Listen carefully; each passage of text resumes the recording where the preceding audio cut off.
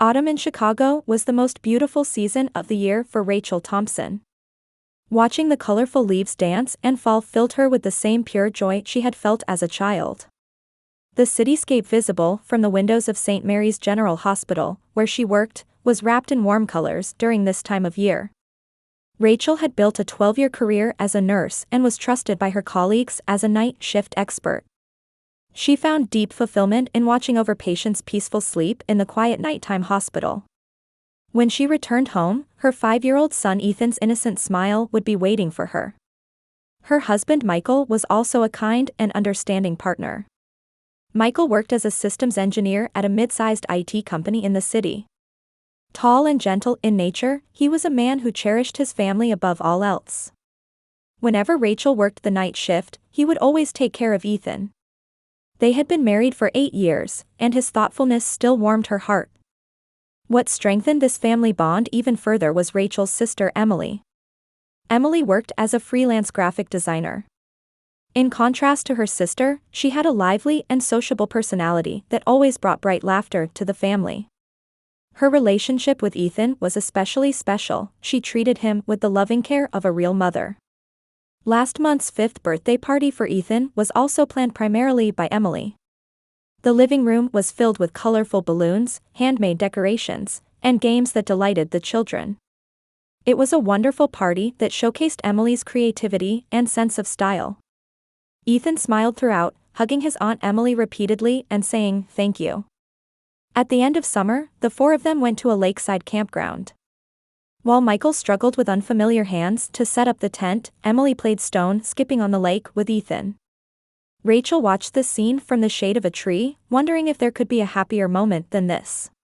During the barbecue dinner, they all enjoyed Michael's hamburgers while sitting around the campfire and talking. Ethan fell asleep from exhaustion, and Emily gently covered him with a blanket. Emily's presence was irreplaceable for Rachel. For the sisters who had lost their parents early, they were each other's only blood relatives. Thanks to Emily being there, Rachel could focus on her night shifts with peace of mind. Especially during busy periods or when emergency surgeries came up, even when her shifts ran longer than scheduled, Emily would gladly cooperate. Ethan also truly adored Emily. Sometimes he looked forward to spending time with Emily even more than with his mother Rachel. Emily was skilled with children and understood Ethan's curious nature, always providing new discoveries and experiences. She would take him to art museums, catch insects in the park, or cook together. Even when Rachel came home tired from work, seeing Ethan's satisfied face filled her with gratitude toward Emily. Michael also cherished Emily like a real sister. He would give her work advice, fix her computer problems, and sometimes advise her on her design work. When Emily landed a new project, the whole family would celebrate. Such warm relationships made this family's bond even deeper. Every morning, on her way home from the hospital, Rachel couldn't help but wish this happiness would last forever. Looking down at the Chicago streets, she realized how precious and beautiful her days with her husband, son, and sister were. It might not be perfect, but there was a loving family there. One day, Rachel was checking her night shift schedule while drinking coffee. The internal medicine ward at St. Mary's General Hospital had seen an increase in patients with respiratory ailments, as it was the change of seasons. For someone with her experience, night shifts during such periods required especially careful attention. Across the kitchen table, Ethan was drawing with colored pencils. He had recently become obsessed with drawing dinosaurs, and today a creature resembling a Tyrannosaurus was vividly drawn on the paper.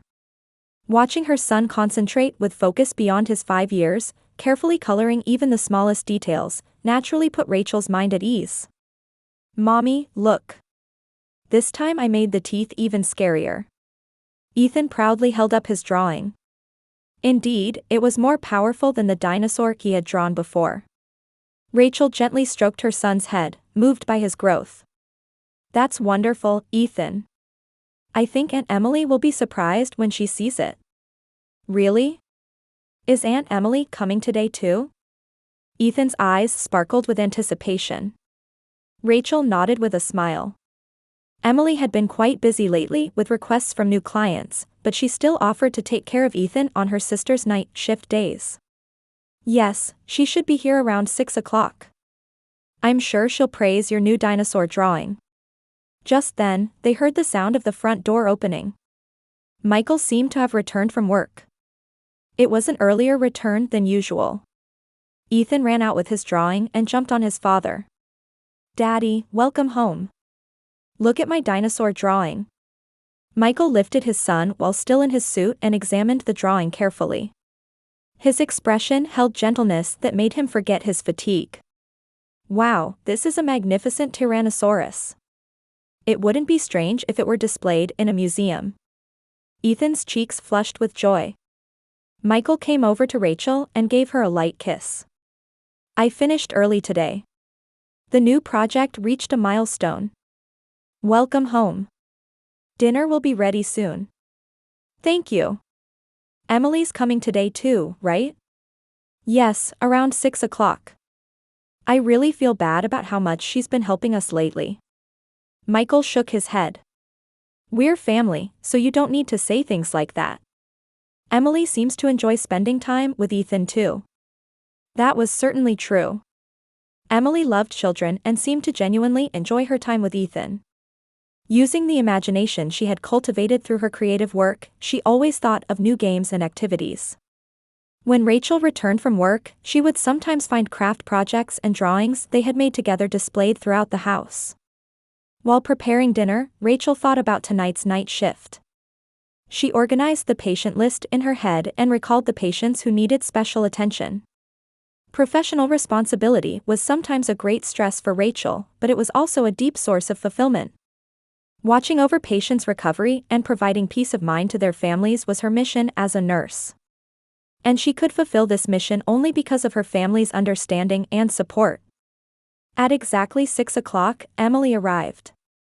With her usual bright smile, Ethan ran to her as soon as he saw her. "Aunt Emily, I drew a dinosaur." "Oh my, another new masterpiece. What kind of dinosaur is it?" Emily was carrying a large tote bag on her shoulder. It probably contained materials and books to enjoy with Ethan tonight. She always paid careful attention to ensure the child wouldn't get bored. "What shall we play today?" Emily asked Ethan. "Puzzles. I have a new puzzle. It has 1,000 pieces." 1,000 pieces? That's quite a challenge. But if we work together, we can complete it. Rachel watched their interaction and felt gratitude toward Emily once again. Her sister was naturally becoming a good friend to Ethan. With an approachability that didn't make their age difference felt, she understood the child's heart. "Emily, thank you so much. You've been busy lately, but you always take this on." "What are you saying? Time with Ethan is fun for me too. Besides, it's a good break from work." Emily laughed lightly. Her freelance work was going well, and she had recently been entrusted with particularly large projects. Still, Rachel was truly grateful that she made time for the family. "What time will you be back tonight?" Emily asked. "As usual, I should be able to come home around 7 in the morning. But if there's an emergency, I might be a little late." "That's fine.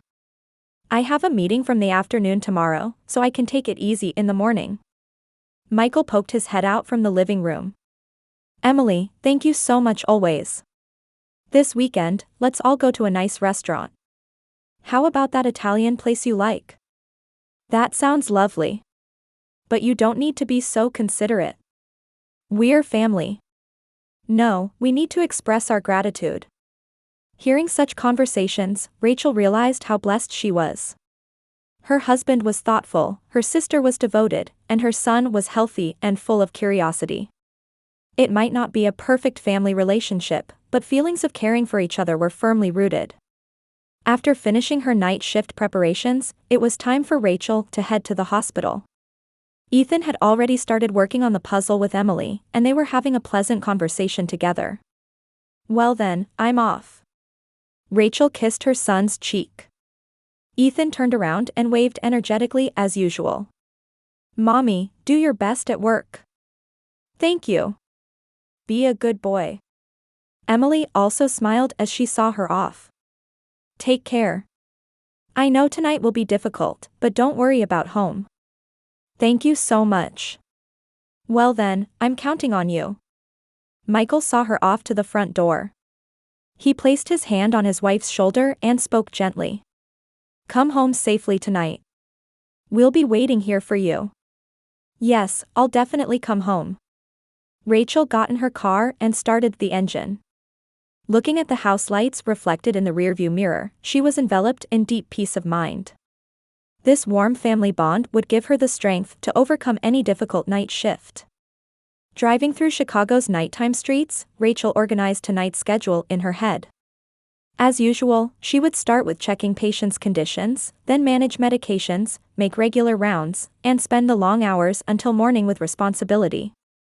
Coordination with fellow nurses was also important. When she arrived at the hospital, she received a detailed handover from the day shift staff. Tonight seemed to be relatively stable, but she couldn't let her guard down. Rachel changed into her uniform with practiced hands and prepared for the start of the night shift. The clock hands pointed to 8 o'clock in the evening. At home now, Emily and Ethan were probably absorbed in their puzzle. Picturing that peaceful scene, Rachel began her mission to protect the patient's safety tonight. For her, this was nothing special, just the beginning of an ordinary night shift. Around 2 o'clock in the morning, Rachel continued her nighttime rounds of patients, walking down the hallway with familiar steps. When she finished her rounds and returned to the nurse's station, her colleague Sarah Williams was organizing patient charts. Sarah was a reliable colleague for Rachel. They had worked night shifts together for many years and knew each other's movements well. It's quiet tonight, Sarah turned around and smiled. These kinds of nights make me nervous instead. They say it's the calm before the storm, don't they? That's true. But it's good that the patients can sleep peacefully. Rachel answered while picking up her coffee cup. The warm aroma of coffee soothed her fatigue. At home now, Emily and Ethan were probably sleeping peacefully. Ethan was surely showing a happy sleeping face while hugging his dinosaur stuffed animal. At that moment, the internal phone from the emergency center rang. Sarah picked up the receiver. Yes, this is the internal medicine ward. Yes, I understand. We'll prepare immediately. Sarah's expression suddenly became serious. Rachel had a bad feeling. 3 emergency transports from traffic accidents. Expected arrival in 10 minutes. 2 are critical, 1 is minor injuries. Understood. I'll check the treatment room. As Rachel was about to stand up, Sarah continued. They're sending the emergency transport list by fax, so check the patient information. A sheet was ejected from the old fax machine, and Rachel casually picked up the paper. It listed the names, ages, and injury conditions of the patients being transported. She began mechanically looking through it as usual, when her hands began to tremble. The name listed on the second line, Ethan Thompson, 5 years old, male. Rachel couldn't believe her eyes. There must be another child with the same name. It was a common name, so it was surely a coincidence. However, when she saw the name that followed, her heart began to beat violently. Emily Harton, 32 years old, female. Rachel's mind went completely blank. Could this be real? She hoped it was a bad dream. Sarah rushed over and peered at the list. Isn't this your son's and sister's names? What does this mean? Why are Ethan and Emily? Various questions swirled in Rachel's head. Why was Ethan outside at 2 in the morning? Emily was supposed to be at home with Ethan. She hoped it was some kind of mistake. Calm down, Rachel. Let's check the details immediately. Sarah called the emergency center. Rachel sat down in her chair and continued staring at the list with trembling hands. Ethan's injury condition was listed as head trauma, unconscious. Emily was listed as a minor trauma, conscious and alert. I found out the details of the accident, Sarah said, turning around after hanging up the phone. Around 1:40 a.m., there was a collision between cars at an intersection downtown. It's a complex accident involving 3 vehicles. But why is Ethan? Emily was supposed to be taking care of my son at home. Maybe they were on their way to the hospital for an emergency. Or perhaps... Sarah's words trailed off. The sound of ambulance sirens was approaching. Rachel stood up and tried to head to the treatment room. However, her legs were shaking and she couldn't move forward. Rachel, you're family, so you can't be directly involved in treatment. It's the rules. But he's my son. I have to help Ethan. I understand. But stay calm. Other doctors and nurses will do their best. The ambulance arrived, and hurried footsteps echoed through the hospital. Rachel stared out the window. She could see a small body being carried on a stretcher. It was Ethan. Her son was unconscious and wearing an oxygen mask. Seeing this, Rachel's knees nearly gave out. Behind him, another stretcher was being brought in. It was Emily. She was conscious and looked up toward Rachel. At that moment, their eyes met. Emily's expression seemed to hold not just pain, but some complex emotion. Rachel began walking toward the treatment room. No matter what rules there were, she had to be by her son's side. However, halfway down the hallway, she was stopped by a colleague doctor, Dr. James Reed. Rachel, you cannot go in. Dr. Reed, please. He's my son. It's Ethan. I know. That's exactly why you absolutely cannot go in. Dr. Reed's expression was unusually serious. It was a stern tone unimaginable from his usual gentle demeanor. What do you mean? Is my son all right? He's still being examined. However, there's something you need to know. Dr. Reed looked around and lowered his voice. The circumstances of the accident are suspicious.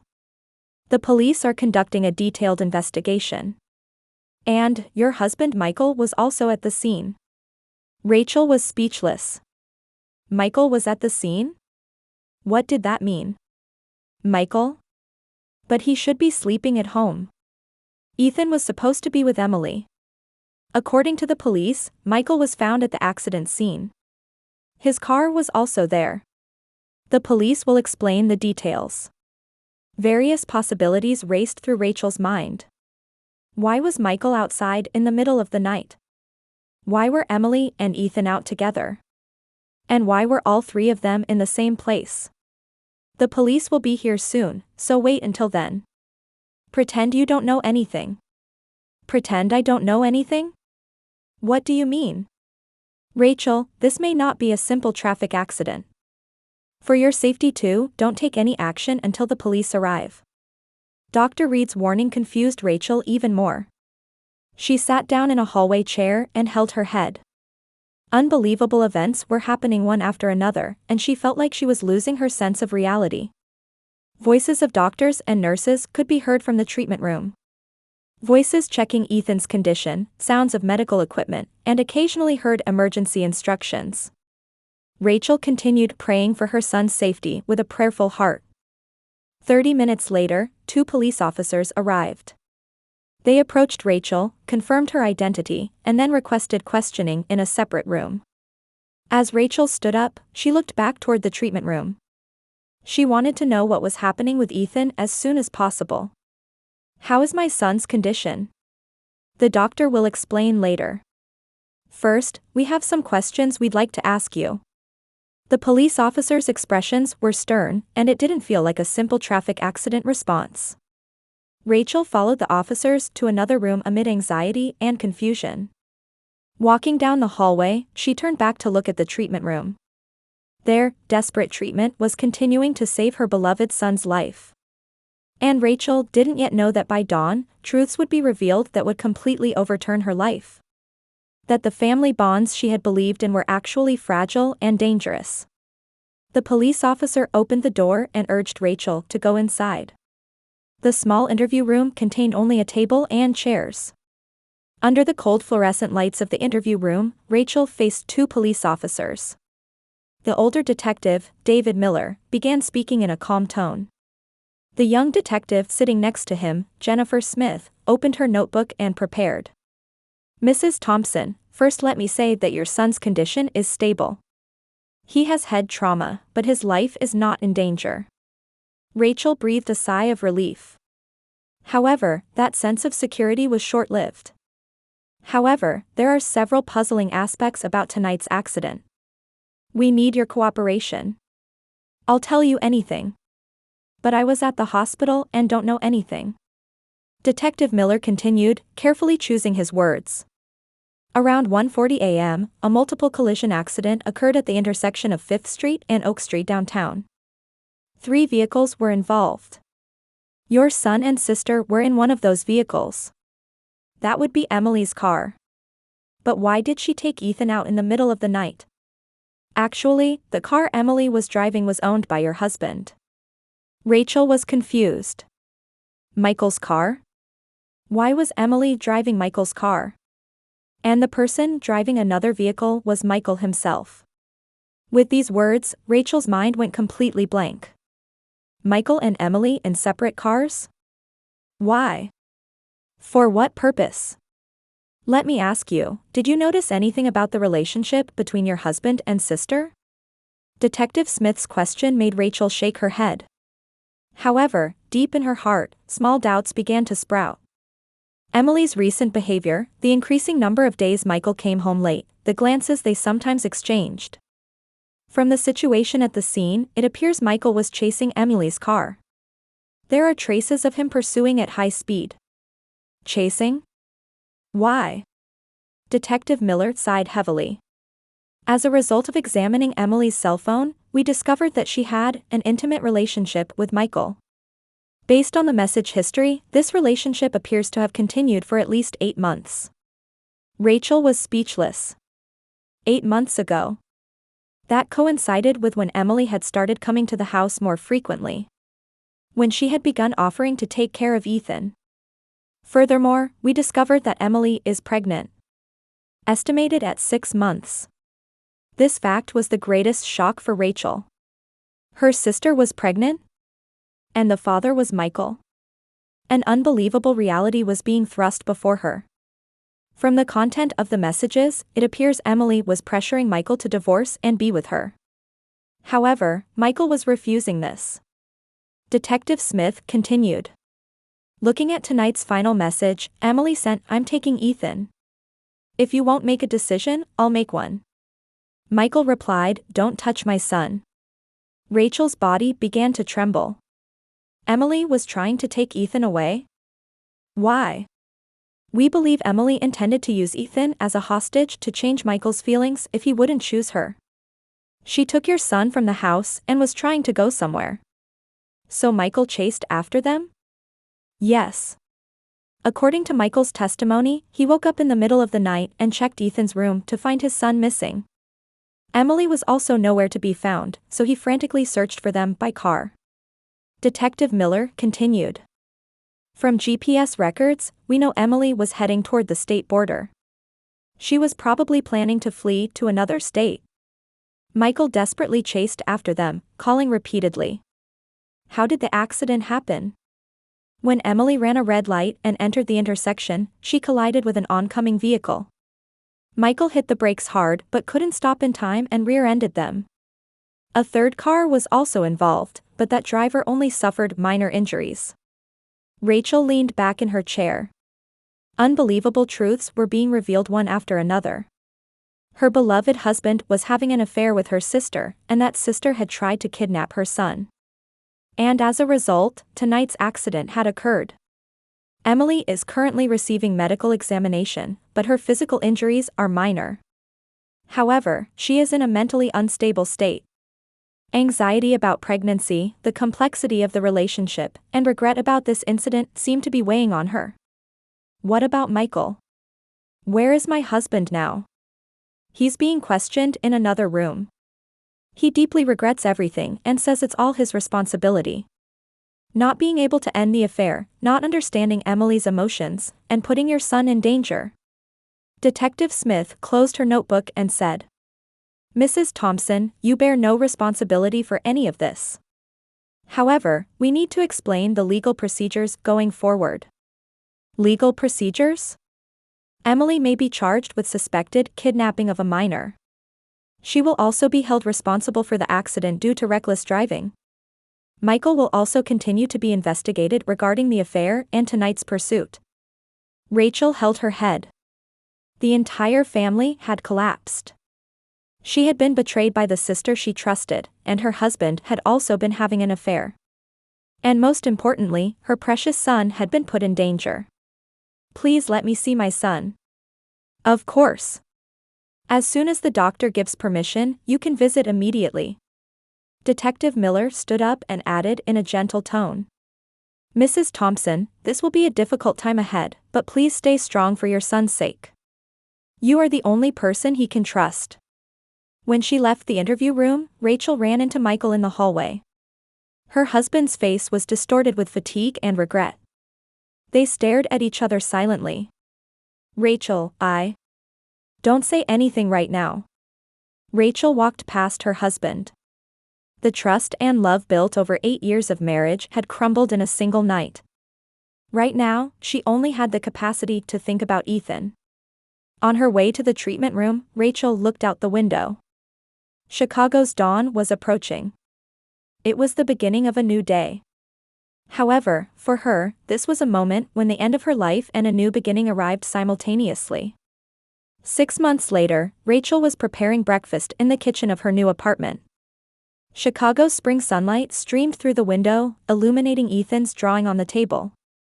This time it wasn't a dinosaur, but a picture of a mother and son walking hand in hand. Mommy, are the pancakes ready? Ethan came out of the bedroom, rubbing his sleepy eyes and asking. There were almost no after effects from the accident, and he had shown a recovery that surprised even his doctor. However, the emotional wounds needed time to heal. Almost ready. Did you brush your teeth? Yes. I get to see Dr. Sarah today, right? Ethan smiled happily. Sarah Williams had been a colleague at the hospital, but was now a close friend with whom they had a family-like relationship. During the divorce proceedings, Sarah and her family had supported Rachel and Ethan. The divorce had been finalized 3 months ago.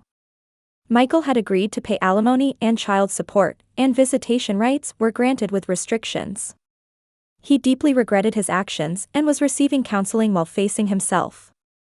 Visits with Ethan occurred once a month under Rachel's supervision. Regarding Emily, she had received a guilty verdict for attempted kidnapping of a minor and reckless driving. Although it was a suspended sentence, she was prohibited from approaching Rachel and Ethan. Emily gave birth to the child and then moved to another state. Whether that child was Michael's, Rachel chose not to know. She had chosen to move forward without being trapped by the past. Mommy, today I'm going to the park with Dr. Sarah's son Jason, right? Yes, the weather is nice, so let's all have a picnic. Rachel answered while plating the pancakes. Sarah's son Jason was 7 years old and had become like a big brother to Ethan. The two often spent weekends together. Jason said he got a new soccer ball. That sounds fun. But first, let's eat breakfast properly. While eating breakfast, Rachel realized her son's growth. After the accident, Ethan had become temporarily emotionally unstable, but with the help of a professional counselor, he gradually recovered. Now she felt that his bond with his mother had become deeper than before. Rachel had also returned to work. For a while, she had switched to day shifts to treasure her time with Ethan. All her colleagues understood her situation and warmly supported her. Especially Sarah, who stayed by her side like a real sister. Mommy, what does blood relation mean? Ethan's sudden question made Rachel stop what she was doing. Why are you suddenly asking about that? A friend at school said that family is important because they're connected by blood. But Aunt Emily was connected to us by blood, but she did bad things, didn't she? Rachel carefully chose her words. Over the past 6 months, she had thought many times about how to explain this to Ethan. Blood relation means being born as family. But what's really important is loving each other and protecting each other. Dr. Sarah and Jason aren't connected to us by blood, but they care about us, right? That's exactly right. Family isn't determined only by blood relations. People who care about each other and help each other when in trouble are real family. Ethan nodded with a serious expression. So Dr. Sarah is our family too? Of course. And don't forget that there are many people who love you. In the afternoon, the four of them enjoyed a picnic in the park. While Sarah and Rachel talked on the sheet, Ethan and Jason played soccer on the grass. How are you doing? Sarah asked gently. I feel like I'm gradually moving forward. Ethan has made friends at school and has become brighter. You've become much stronger too. I was worried at first. Rachel smiled. Indeed, she seemed like a different person from 6 months ago. There had been times when she was devastated by family betrayal, but now she had found hope in her new life. Sarah, I'm so glad you were there. You're much more like family than my blood-related sister was. We'll always be family from now on. As chosen family. When the sunset colored the park, the four of them headed home hand in hand. Rachel held Ethan's small hand while thinking about the meaning of real family. More important than blood relations were mutual love and trust. What they had lost was great, but what they had gained was of even greater value. In their new family form, Rachel and Ethan's lives were beginning to shine again.